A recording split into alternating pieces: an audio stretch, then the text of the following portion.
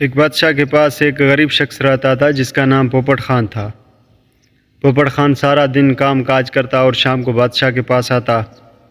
تو ایک دن بادشاہ نے سوچا کیوں نہ یار میں پوپٹ خان کی شادی کرا دوں، اور بادشاہ صبح ہوتے ہی پوپٹ خان کے لیے گیا اور ایک لڑکی ڈھونڈ کر لے آیا، اور ان سے یہی صلاح مشورہ کیا کہ بھائی صبح کو ہم آئیں گے اور پوپٹ خان کا نکاح وغیرہ کروا دیں گے۔ اب جیسے صبح ہوئی انہوں نے پوپٹ خان کو بولا بھائی چلو۔ پوپٹ خان نے بادشاہ سلامت سے پوچھا کہ بادشاہ کہاں جانا ہے؟ اس نے کہا تمہاری شادی ہے۔ اس نے کہا آپ نے تو میرے سے پوچھا نہیں۔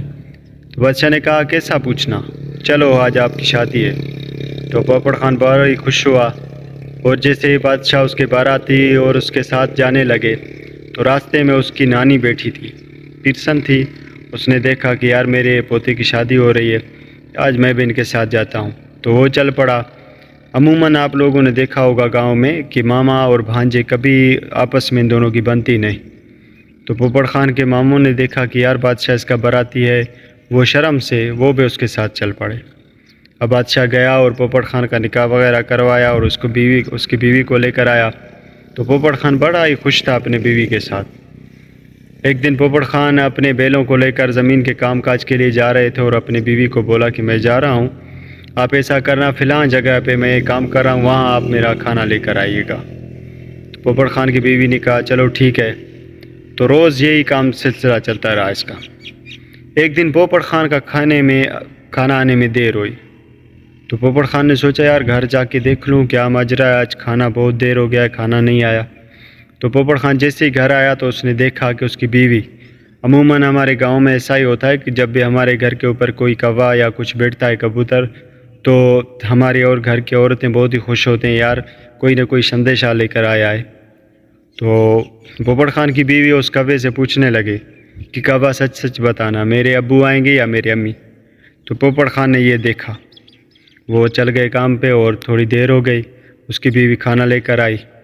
تو پوپٹ خان نے کہا کہ بھائی کھانا لانے میں کیوں دیر ہوئی؟ اس کی بیوی نے کہا یہ کام تھا وہ تھا۔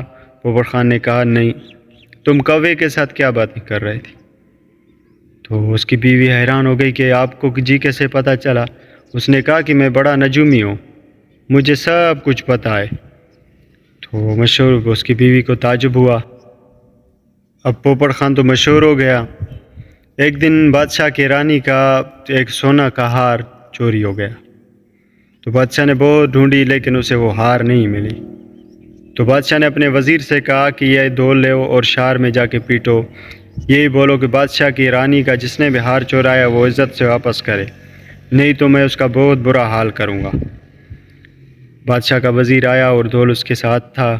وہ سارے شہر میں یہی کہتے پھر رہے تھے کہ بھائی رانی کا ہار چوری ہو گیا ہے۔ جیسے پوپٹ خان کے در کے پاس آئے تو پوپٹ خان کی بیوی نے بولا کہ جا کے بادشاہ سے کہہ دو کہ پوپٹ خان سب علم غیب جانتا ہے، وہ بہت ہی بڑا نجومی ہے۔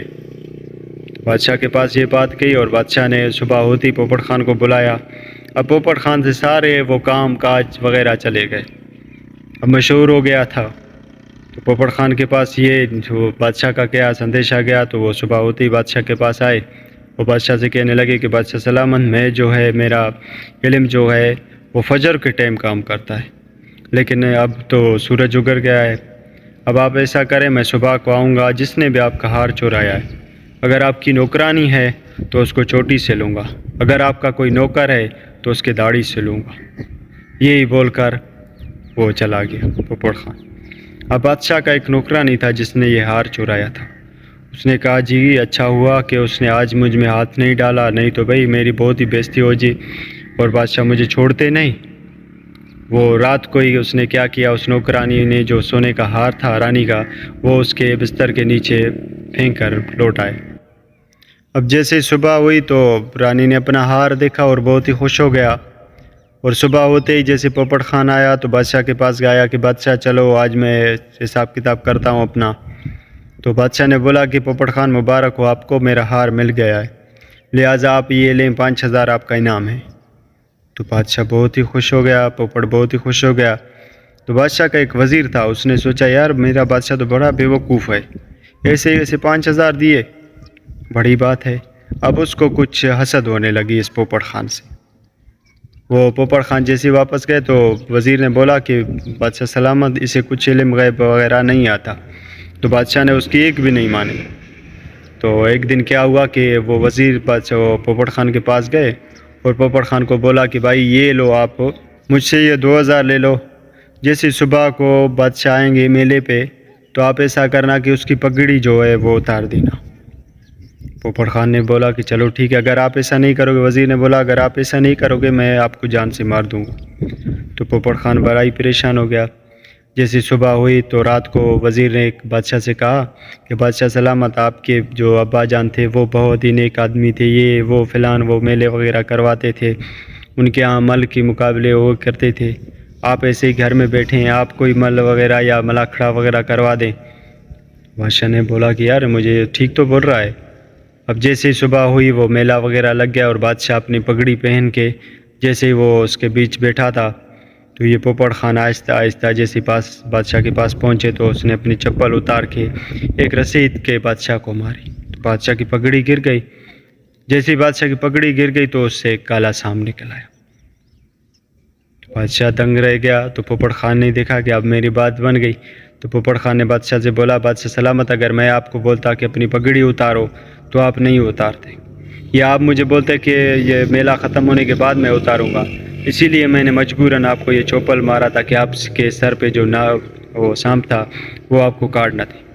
بادشاہ بڑا ہی خوش ہو گیا، پھر اسے 5000 دیے۔ پھر وزیر کو اور زیادہ حسد ہونے لگی۔ وزیر نے سوچا کہ اس کو نہیں چھوڑوں گا، پوپٹ خان کو آج میں نہیں چھوڑوں گا۔ ایک دن بادشاہ کو کہے کہ اب اس پوپٹ خان کا جو ہے وہ حساب کتاب میں کروں گا۔ تو بادشاہ کو بولا کہ آپ ایسا کریں، جو تتلیاں ہوتی ہیں ان کو سندھی میں پوپٹ بولتے ہیں، آپ ایسا کریں ایک اپنے ہاتھ میں لیں اور پوپٹ خان کو بلائیں اور اس سے پوچھیں کہ آپ کے ہاتھ میں ہے کیا۔ بادشاہ نے بالکل ایسا کیا، ایک تتلی لی اپنے ہاتھ میں کی اور پوپٹ خان کو بلایا کہ پوپٹ بتاؤ اس میں کیا ہے۔ تو پوپٹ خان نے ڈر سے بولا کہ بھائی بادشاہ سلامت، آپ کے ہاتھ میں پوپٹ ہے، آپ کی مرضی، اسے چھوڑ دیں یا جانے دیں، مار دیں۔ بادشاہ بڑا ہی خوش ہو گیا، یار آپ کو کیسے پتہ چلا کہ میرے ہاتھ میں پوپٹ ہے؟ لہٰذا بادشاہ نے پھر اسے 5000 روپے دیے۔ وزیر کو اور زیادہ حسد ہونے لگی کہ یار جو بھی کام میں کر رہا ہوں وہ اس کے بھلے میں جا رہا ہے، یار کیا کروں؟